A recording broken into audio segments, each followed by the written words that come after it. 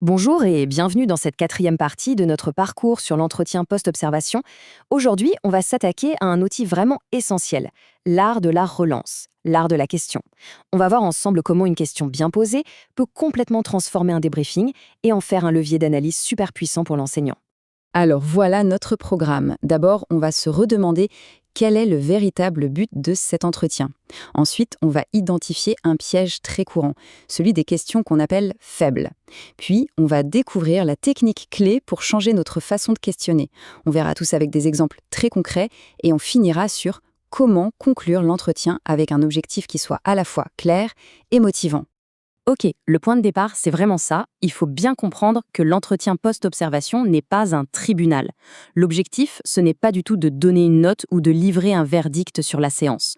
Non, le but, c'est d'ouvrir un espace de dialogue, un moment de réflexion partagée où le tuteur et l'enseignant vont vraiment collaborer pour analyser ce qui s'est passé. Et tout commence dès la toute première phrase. Cette question d'ouverture, elle est excellente parce qu'elle inverse complètement la dynamique habituelle. Au lieu de commencer avec le regard de l'expert, on donne la parole à l'acteur principal, l'enseignant. On établit tout de suite un partenariat et non pas un rapport hiérarchique. C'est la base. Mais attention, même avec les meilleures intentions du monde, certaines de nos questions peuvent, sans qu'on s'en rende compte, court-circuiter toute l'analyse et fermer le dialogue. C'est ce qu'on appelle le piège des questions faibles. Voyons un peu comment l'identifier. Alors, c'est quoi une question faible? En gros, c'est une question qui cache un jugement et qui demande une justification. Le mot qui la trahit presque à chaque fois, c'est « pourquoi ». Ce petit mot, l'air de rien, met tout de suite l'enseignant sur la défensive. Il va chercher une excuse, une justification, plutôt que de simplement décrire la situation. Regardez cet exemple, c'est flagrant. Le tuteur affirme « la consigne n'était pas claire ». Hop, premier jugement. Et il enchaîne « pourquoi ?» La réponse est quasi inévitable « je ne sais pas trop ». Et voilà, la réflexion est bloquée, l'entretien est dans une impasse, l'analyse s'arrête avant même d'avoir commencé. Et voici un autre piège tout aussi courant, l'affirmation directive. Là, ce n'est même plus une question, c'est carrément un ordre. Tu dois les aider davantage. Bien sûr, l'enseignant ne peut que répondre par un accord de principe. Oui, j'essaye. Mais on n'a aucune réflexion sur le comment faire. Qu'est-ce qui a été tenté? Qu'est-ce qui a marché ou pas? On ne le sait pas. Alors, comment on sort de ce pétrin? Eh bien, la clé, c'est un changement qui peut paraître simple, mais qui est radical dans notre manière de questionner. Il faut passer des questions qui demandent une justification, les fameux « pourquoi », à des questions qui demandent une description, les quoi, les comment, les qu'est-ce que. Donc une bonne relance, une relance qui favorise vraiment l'analyse, c'est une question factuelle, descriptive et surtout neutre. Elle ne porte aucun jugement. Son seul but, c'est d'inviter l'enseignant à se mettre en position d'observateur de sa propre classe, à devenir en quelque sorte un chercheur de sa propre pratique. En fait, la transformation se fait en 3 étapes très simples. Premièrement, on bannit le jugement et le mot « pourquoi ». Deuxièmement, on demande une description factuelle. Qu'as-tu vu? Qu'as-tu entendu?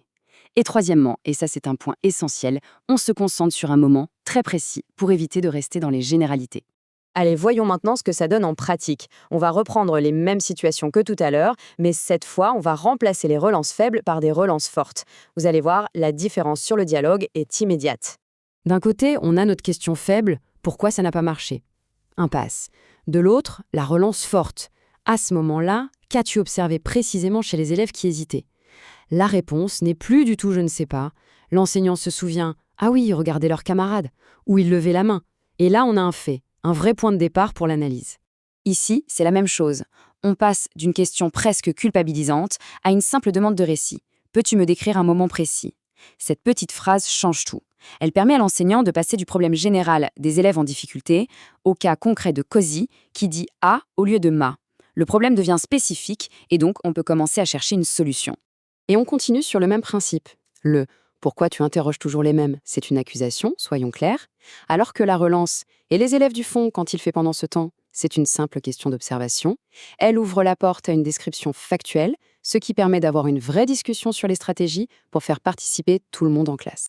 Bon, un entretien réussi, ça ne s'arrête pas à une bonne analyse du passé. Son but ultime, c'est de construire l'avenir. Toute cette phase d'analyse doit absolument déboucher sur un plan d'action qui soit clair, simple et surtout réalisable pour l'enseignant. Après une analyse bien menée, forcément plusieurs pistes vont apparaître. Le gros piège, ce serait de vouloir tout faire en même temps. Et c'est là que le rôle du tuteur est crucial. Il doit aider l'enseignant à se concentrer, à choisir une seule et unique priorité.